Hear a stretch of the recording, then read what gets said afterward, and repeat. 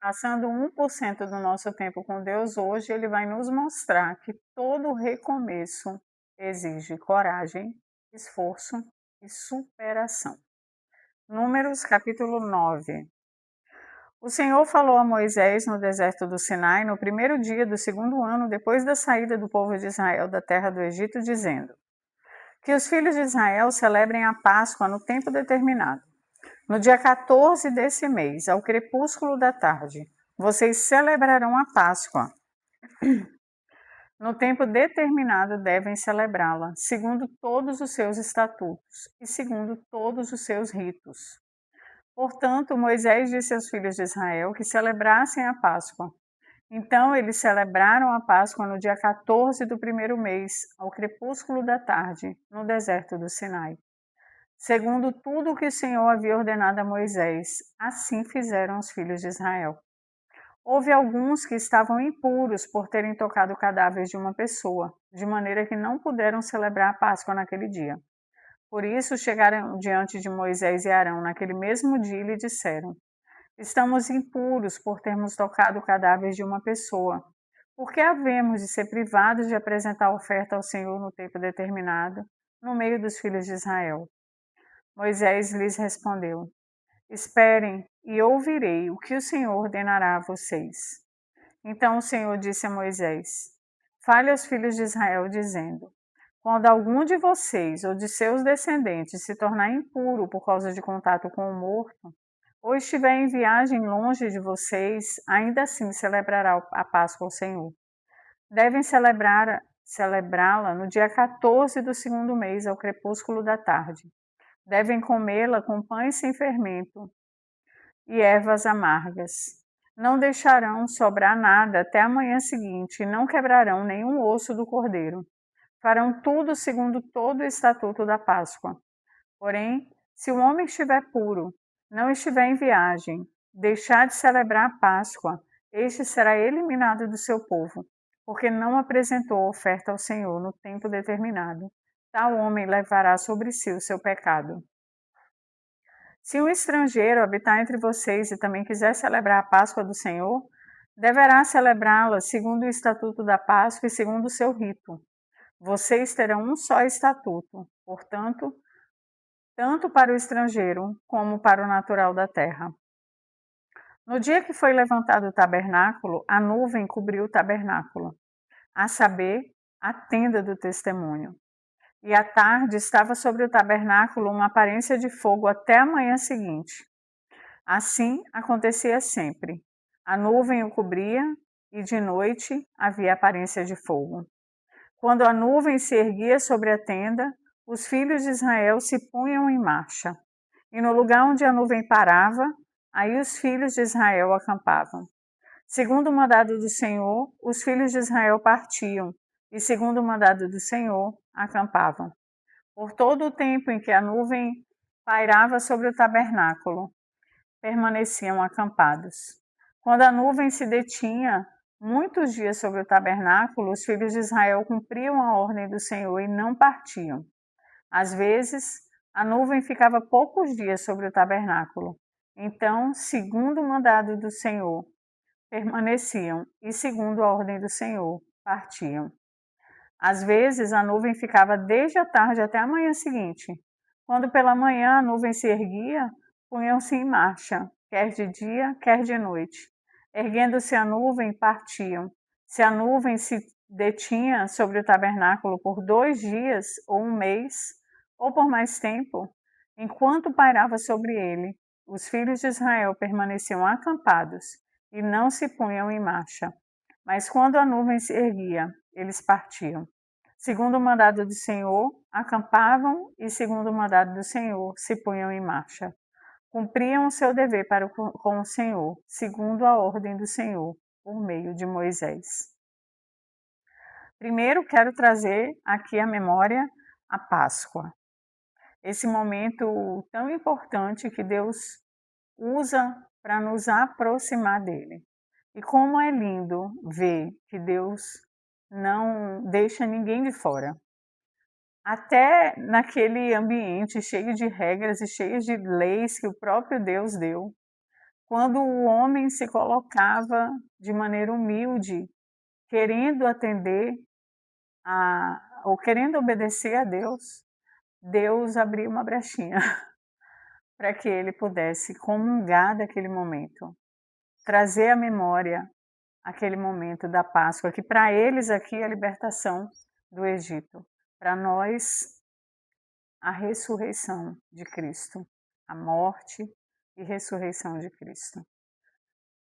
Outro ponto é essa coisa aqui fantástica, extraordinária, da nuvem que os acompanhava de dia e a chama de fogo à noite para iluminar. E assim, quando Deus ordenava, eles andavam. Quando Deus mandava parar, eles paravam. Isso fala muito forte ao meu coração. Porque muitas vezes a gente entra num ritmo de relacionamento com Deus como se ele fosse aquele mega palestrante motivador, né? Vai, você é forte, você pode, você consegue. Quando na verdade não é. Quando na verdade ele é o nosso guia, o nosso Senhor. E como Senhor, existem horas em que nós devemos andar, mas existem horas em que nós devemos parar. E a gente não quer ouvir isso. A gente só quer ouvir que vai dar certo, continua que vai dar certo. Mas nós precisamos saber que muitas vezes precisamos parar. E é interessante porque a palavra nos diz que às vezes parava 2 dias, mas às vezes parava 1 mês. Mas enquanto Deus mostrava que eles deveriam ficar parados, eles permaneciam parados. E essa palavra tem muito a nos ensinar, porque nós também precisamos parar. Capítulo 10. O Senhor disse a Moisés: faça 2 trombetas de prata batida. Elas serão usadas por você para convocar a congregação e para dar o sinal da partida dos arraiais. Quando tocarem as 2 trombetas, toda a congregação se ajuntará a você à porta da tenda do encontro. Mas quando tocar uma só, se ajuntarão a vocês os chefes, os cabeças dos milhares de Israel. Quando vocês derem um toque de alarme, partirão os arraiais que estão acampados do lado leste. E quando derem um segundo toque de alarme, partirão os arraiais que estão acampados do lado sul. Para a partida, deve soar um toque de alarme. Para reunir a congregação, devem tocar as trombetas, mas não na forma de alarme. Os filhos de Arão, sacerdotes, tocarão as trombetas. Isto será para vocês por estatuto perpétuo de geração em geração. Quando na sua terra vocês saírem a lutar contra os inimigos que os oprimem, também tocarão as trombetas na forma de alarme e diante do Senhor, o Deus de vocês. Haverá lembrança de vocês e serão salvos os seus inimigos. Também nos dias de alegria e nas festas fixas e no princípio de cada mês, toquem as suas trombetas sobre os seus holocaustos e sobre os seus sacrifícios pacíficos, para que sejam por memorial diante do seu Deus. Eu sou o Senhor, o Deus de vocês. No 2º ano do 2º mês, aos 20 dias do mês, a nuvem se ergueu sobre o tabernáculo da congregação. Os filhos de Israel puseram-se em marcha, partindo do deserto do Sinai, jornada após jornada, e a nuvem repousou no deserto de Parã.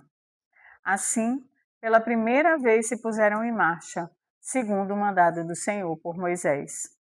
Primeiramente partiu o estandarte do arraial dos filhos de Judá, segundo as suas turmas, e sobre o seu exército estava Naasson, filho de Aminadab. Sobre o exército da tribo dos filhos de Issacar estava Natanael, filho de Zuá. E sobre o exército da tribo dos filhos de Zebulon estava Eliabe, filho de Elon. Então desarmaram o tabernáculo. E os filhos de Gerson e os filhos de Merari partiram, levando o tabernáculo. Depois partiu o estandarte do arraial de Ruben, segundo as suas turmas. E sobre o seu exército estava Elisur, filho de Sedeu. Sobre o exército da tribo dos filhos de Simeão estava Selumiel, filho de Zurizadai. E sobre o exército da tribo dos filhos de Gade estava Eliasaf, filho de Deuel. Então partiram os coatitas, levando as coisas santas, e o tabernáculo era levantado, até que eles chegassem. Depois partiu o estandarte do arraial dos filhos de Efraim, segundo as suas turmas. E sobre o seu exército estava Elisama, filho de Amiúde. Sobre o exército da tribo dos filhos de Manassés estava Gamaliel, filho de Pedazur. E sobre o exército da tribo dos filhos de Benjamim estava Abidã, filho de Gideone.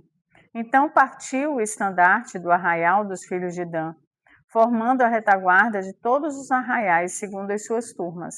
E sobre o seu exército estavam Aiezer, filho de Amizadai.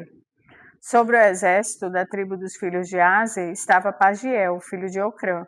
E sobre o exército da tribo dos filhos de Naphtali estava Aira, filho de Enã. Nesta ordem puseram-se em marcha os filhos de Israel, segundo os seus exércitos.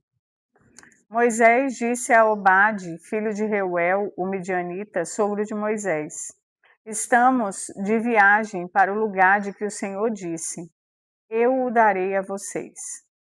Venha conosco, nós o trataremos bem, porque o Senhor prometeu coisas boas a Israel.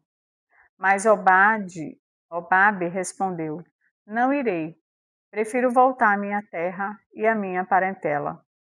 Moisés insistiu: Por favor, não nos deixe, porque você sabe que devemos acampar no deserto e você nos servirá de guia. Se vier conosco, faremos a você o mesmo bem que o Senhor Deus fizera a nós. Assim, partiram do monte do Senhor e caminharam durante 3 dias. A arca da aliança do Senhor ia diante deles durante 3 dias para encontrar um lugar de descanso para eles. A nuvem do Senhor pairava sobre eles de dia, quando partiam do arraial. Quando a arca partia, Moisés falava: Levante-se, Senhor, sejam espalhados os teus inimigos, e fujam de ti os que te odeiam. E quando a arca parava, Moisés dizia: Volta, ó Senhor, para os milhares de Israel. Finalmente, o povo parte do Monte Sinai. Finalmente, essa esperança da terra prometida é acendida de novo nos corações. Começa a arder nos corações para aquele povo que crê que Deus tem algo melhor para eles. Como é que ele diz aqui? Perdi a frase. Que eles falam: o Senhor vai dar a terra. Achei. Estamos de viagem para o lugar de que o Senhor disse: Eu o darei a vocês. É uma promessa. É uma promessa. Nós também temos uma promessa. Nós só precisamos entender que uma promessa, ela vem carregada de esforço, de coragem e de superação. Não é uma mágica, porque Deus não é o gênio da lâmpada. Mas se Deus prometeu algo a você, não se renda. Não se renda às frustrações, aos fracassos que acontecem no meio do caminho. O quanto esse povo aqui já sofreu, o quanto ele já desobedeceu, vivendo entre altos e baixos nesse relacionamento com Deus. E não acaba aqui.